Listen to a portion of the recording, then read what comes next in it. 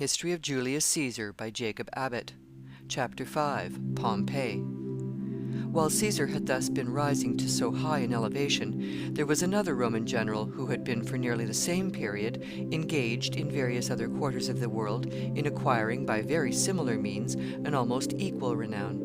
This general was Pompey.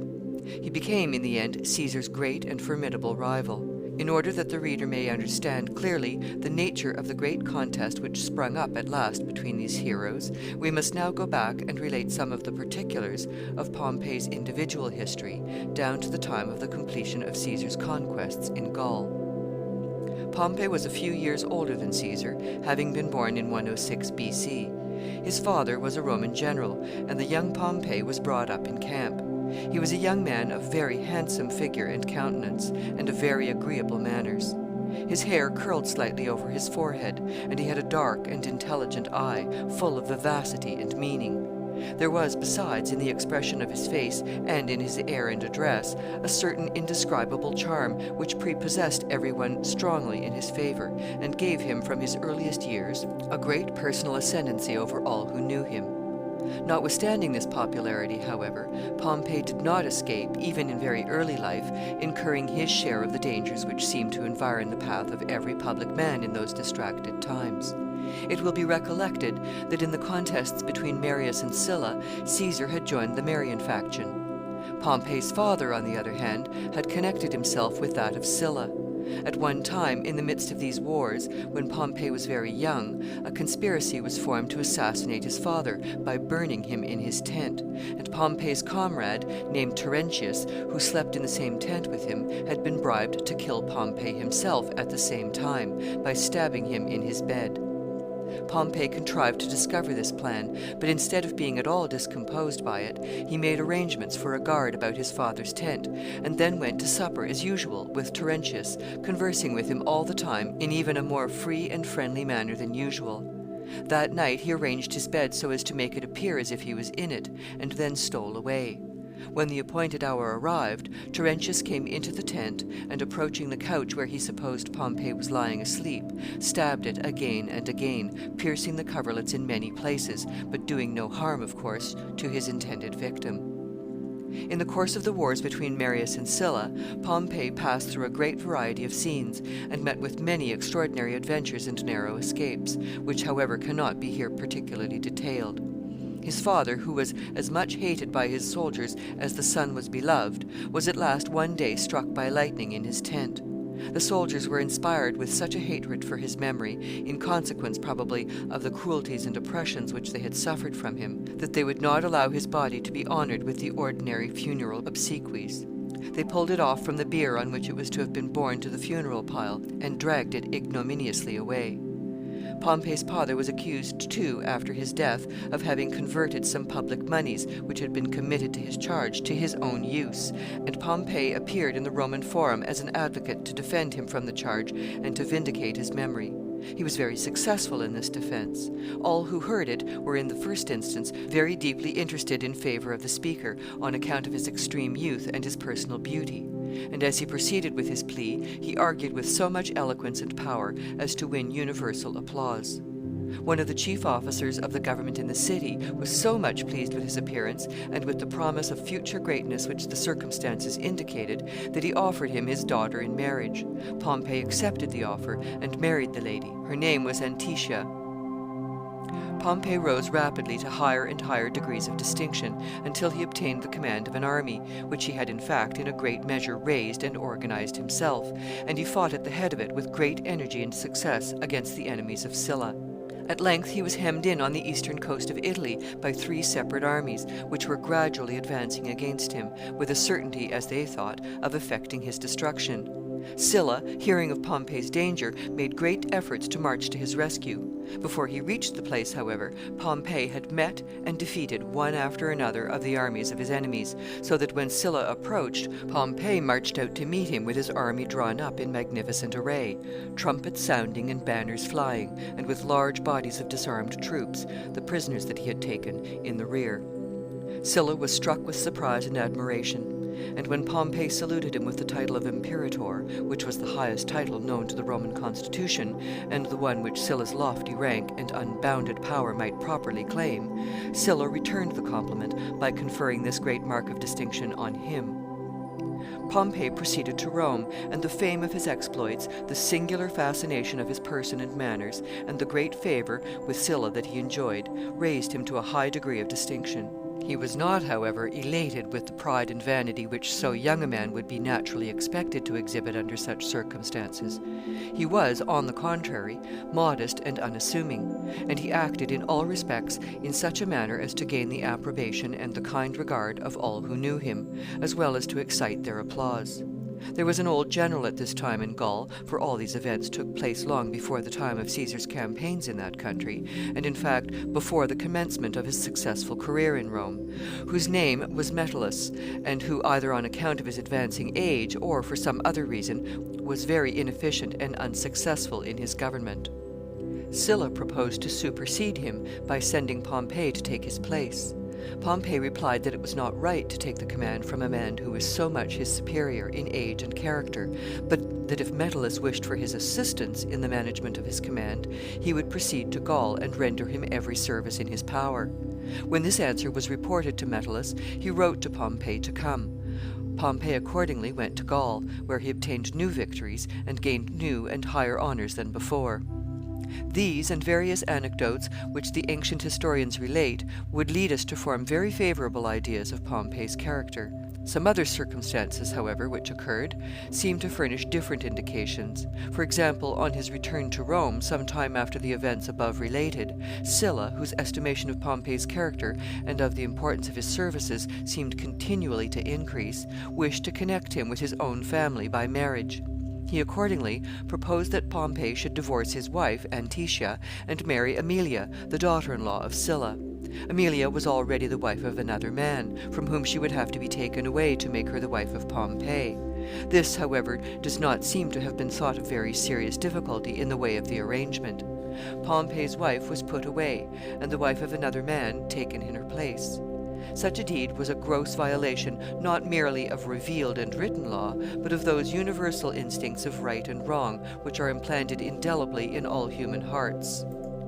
It ended, as might have been expected, most disastrously. Anticia was plunged, of course, into the deepest distress. Her father had recently lost his life on account of his supposed attachment to Pompey. Her mother killed herself in the anguish and despair produced by the misfortunes of her family, and Aemilia, the new wife, died suddenly on the occasion of the birth of a child, a very short time after her marriage with Pompey. These domestic troubles did not, however, interpose any serious obstacle to Pompey's progress in his career of greatness and glory. Sylla sent him on one great enterprise after another, in all of which Pompey acquitted himself in an admirable manner. Among his other campaigns, he served for some time in Africa with great success. He returned in due time from this expedition, loaded with military honors. His soldiers had become so much attached to him that there was almost a mutiny in the army when he was ordered home. They were determined to submit to no authority but that of Pompey. Pompey at length succeeded, by great efforts, in subduing this spirit and bringing back the army to their duty. A false account of the affair, however, went to Rome. It was reported to Sylla that there was a revolt in the army of Africa, headed by Pompey himself, who was determined not to resign his command. Sylla was at first very indignant that his authority should be despised and his power braved, as he expressed it, by, quote, such a boy, end quote, for Pompey was still at this time very young. When, however, he learned the truth, he conceived a higher admiration for the young general than ever. He went out to meet him as he approached the city, and in accosting him, he called him Pompey the Great. Pompey has continued to bear the title thus given him to the present day. Pompey began, it seems, now to experience in some degree the usual effects produced upon the human heart by celebrity and praise. He demanded a triumph. A triumph was a great and splendid ceremony by which victorious generals, who were of advanced age and high civil or military rank, were received into the city when returning from any specially glorious campaign. There was a grand procession formed on these occasions, in which various emblems and insignia and trophies of victory and captives taken by the conqueror were displayed. This great procession entered the city with bands of music accompanying it, and flags and banners flying, passing under triumphal arches erected along the way. Triumphs were usually decreed by a vote of the Senate, in cases where they were deserved. But in this case, Sylla's power as dictator was supreme, and Pompey's demand for a triumph seems to have been addressed accordingly to him. Sylla refused it. Pompey's performances in the African campaign had been, he admitted, very creditable to him, but he had neither the age nor the rank to justify the granting him a triumph. To bestow such an honor upon one so young and in such a station would only bring the honor itself, he said, into disrepute, and degrade also his dictatorship for suffering it. To this Pompey replied, speaking, however, in an undertone to those around him in the assembly, that Sylla need not fear that the triumph would be unpopular, for people were much more disposed to worship a rising than a setting sun. Sylla did not hear this remark, but perceiving by the countenances of the bystanders that Pompey had said something which seemed to please them, he asked what it was. When the remark was repeated to him, he seemed pleased himself with its justness or with its wit, and said, "Let him have his triumph." The arrangements were accordingly made, Pompey ordering everything necessary to be prepared for a most magnificent procession. He learned that some persons in the city, envious at his early renown, were displeased with his triumph. This only awakened in him a determination to make it still more splendid and imposing. He had brought some elephants with him from Africa, and he formed a plan for having the car in which he was to ride in the procession drawn by 4 of these huge beasts as it entered the city. But on measuring the gate, it was found not wide enough to admit such a team, and the plan was accordingly abandoned. The conqueror's car was drawn by horses in the usual manner, and the elephants followed singly with the other trophies to grace the train. Pompey remained some time after this in Rome, sustaining from time to time various offices of dignity and honor. His services were often called for to plead causes in the forum, and he performed this duty, whenever he undertook it, with great success. He, however, seemed generally inclined to retire somewhat from intimate intercourse with the mass of the community, knowing very well that if he was engaged often in the discussion of common questions with ordinary men, he should soon descend in public estimation from the high position to which his military renown had raised him. He accordingly accustomed himself to appear but little in public, and when he did so appear, he was generally accompanied by a large retinue of armed attendants, at the head of which he moved about the city in great state, more like a victorious general in a conquered province than like a peaceful citizen exercising ordinary official functions in a community governed by law. This was a very sagacious course so far as concerned the attainment of the great objects of future ambition. Pompey knew very well that occasions would probably arise in which he could act far more effectually for the promotion of his own greatness and fame than by mingling in the ordinary municipal contests of the city. At length, in fact, an occasion came. In the year B.C. 67, which was about the time that Caesar commenced his successful career in rising to public office in Rome, as is described in the 3rd chapter of this volume, the Cilician pirates, of whose desperate character and bold exploits something has already been said, had become so powerful and were increasing so rapidly in the extent of their depredations, that the Roman people felt compelled to adopt some very vigorous measures for suppressing them. The pirates had increased in numbers during the wars between Marius and Sylla in a very alarming degree. They had built, equipped, and organized whole fleets. They had various fortresses, arsenals, ports, and watchtowers all along the coasts of the Mediterranean. They had also extensive warehouses, built in secure and secluded places, where they stored their plunder. Their fleets were well manned, and provided with skillful pilots, and with ample supplies of every kind, and they were so well constructed, both for speed and safety, that no other ships could be made to surpass them. Many of them, too, were adorned and decorated in the most sumptuous manner, with gilded sterns, purple awnings, and silver-mounted oars. The number of their galleys was said to be 1,000. With this force they made themselves almost complete masters of the sea. They attacked not only separate ships, but whole fleets of merchantmen sailing under convoy, and they increased the difficulty and expense of bringing grain to Rome so much, by intercepting the supplies, as very materially to enhance the price and to threaten a scarcity. They made themselves masters of many islands and of various maritime towns along the coast, until they had 400 ports and cities in their possession. In fact, they had gone so far toward forming themselves into a regular maritime power under a systematic and legitimate government that very respectable young men from other countries began to enter their service, as one opening honorable avenues to wealth and fame. Under these circumstances, it was obvious that something decisive must be done. A friend of Pompey's brought forward a plan for commissioning someone, he did not say whom, but everyone understood that Pompey was intended, to be sent forth against the pirates with extraordinary powers, such as should be amply sufficient to enable him to bring their dominion to an end. He was to have supreme command upon the sea, and also upon the land for 50 miles from the shore. He was, moreover, to be empowered to raise as large a force, both of ships and men, as he should think required, and to draw from the treasury whatever funds were necessary to defray the enormous expenses which so vast an undertaking would involve. If the law should pass creating this office, and a person be designated to fill it, it is plain that such a commander would be clothed with enormous powers, but then he would incur, on the other hand, a vast and commensurate responsibility, as the Roman people would hold him rigidly accountable for the full and perfect accomplishment of the work he undertook, after they had thus surrendered every possible power necessary to accomplish it so unconditionally into his hands. There was a great deal of maneuvering, management, and debate on the one hand to effect the passage of this law, and on the other to defeat it. Caesar, who though not so prominent yet as Pompey, was now rising rapidly to influence and power, was in favor of the measure, because, as is said, he perceived that the people were pleased with it. It was at length adopted. Pompey was then designated to fill the office which the law created. He accepted the trust, and began to prepare for the vast undertaking.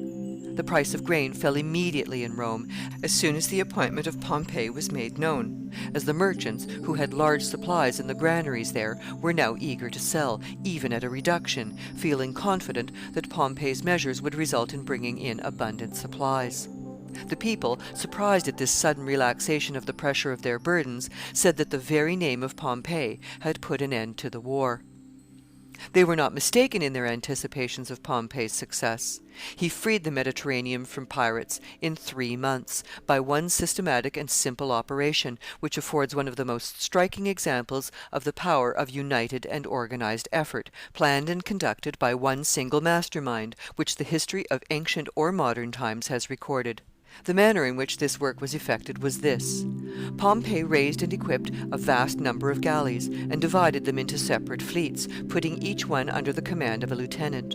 He then divided the Mediterranean Sea into 13 districts, and appointed a lieutenant and his fleet for each one of them as a guard. After sending these detachments forth to their respective stations, he set out from the city himself to take charge of the operations which he was to conduct in person. The people followed him as they went to the place where he was to embark, in great crowds, and with long and loud acclamations. Beginning at the Straits of Gibraltar, Pompey cruised with a powerful fleet toward the east, driving the pirates before him, the lieutenants who were stationed along the coast being on the alert to prevent them from finding any places of retreat or refuge. Some of the pirate ships were surrounded and taken. Others fled, and were followed by Pompey's ships until they had passed beyond the coasts of Sicily and the seas between the Italian and African shores. The communication was now open again to the grain-growing countries south of Rome, and large supplies of food were immediately poured into the city. The whole population was, of course, filled with exultation and joy at receiving such welcome proofs that Pompey was successfully accomplishing the work they had assigned him.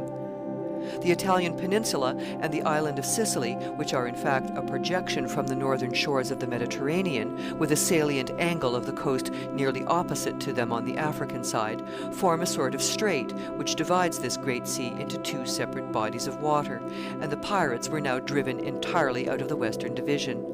Pompey sent his principal fleet after them, with orders to pass around the island of Sicily and the southern part of Italy to Brundusium, which was the great port on the western side of Italy. He himself was to cross the peninsula by land, taking Rome in his way, and afterward to join the fleet at Brundusium. The pirates, in the meantime, so far as they had escaped Pompey's cruisers, had retreated to the seas in the neighborhood of Cilicia, and were concentrating their forces there in preparation for the final struggle. Pompey was received at Rome with the utmost enthusiasm. The people came out in throngs to meet him as he approached the city, and welcomed him with loud acclamations. He did not, however, remain in the city to enjoy these honors. He procured as soon as possible what was necessary for the further prosecution of his work, and went on. He found his fleet at Brundusium, and immediately embarking, he put to sea.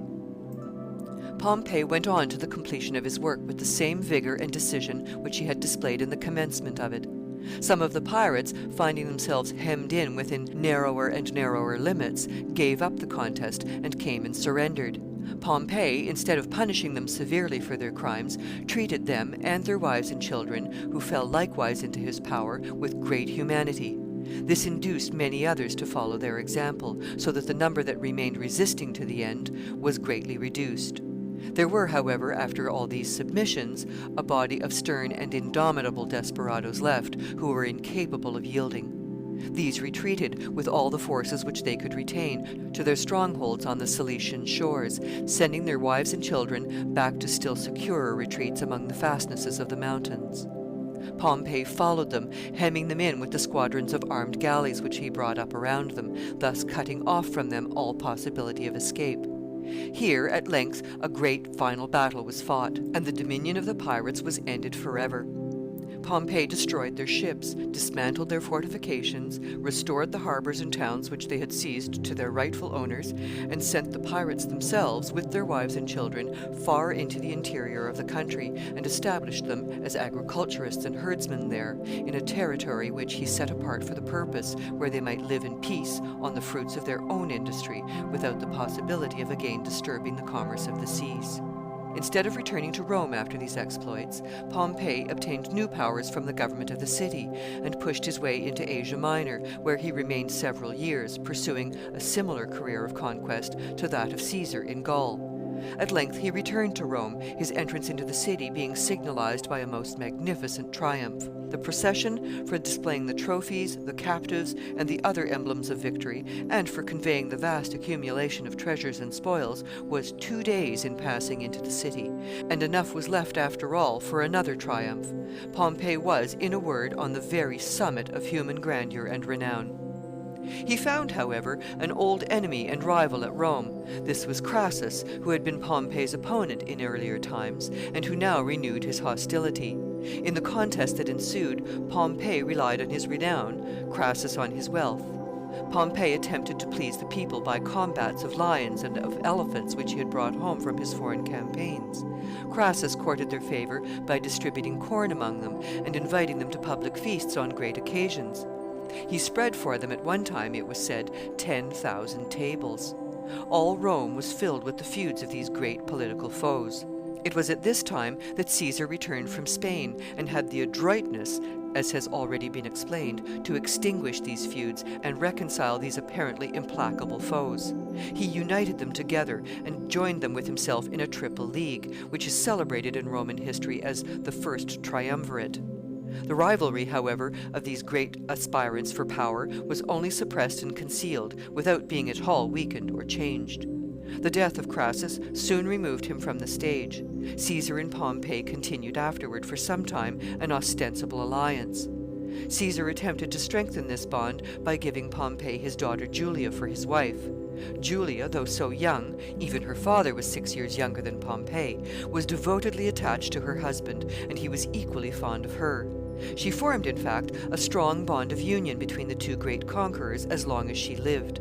One day, however, there was a riot at an election, and men were killed so near to Pompey that his robe was covered with blood. He changed it. The servants carried home the bloody garment, which he had taken off, and Julie was so terrified at the sight, thinking that her husband had been killed, that she fainted, and her constitution suffered very severely by the shock. She lived some time afterward, but finally died under circumstances which indicate that this occurrence was the cause. Pompey and Caesar now soon became open enemies. The ambitious aspirations which each of them cherished were so vast that the world was not wide enough for them both to be satisfied. They had assisted each other up the ascent which they had been so many years in climbing, but now they had reached very near to the summit, and the question was to be decided which of the two should have his station there. End of chapter 5.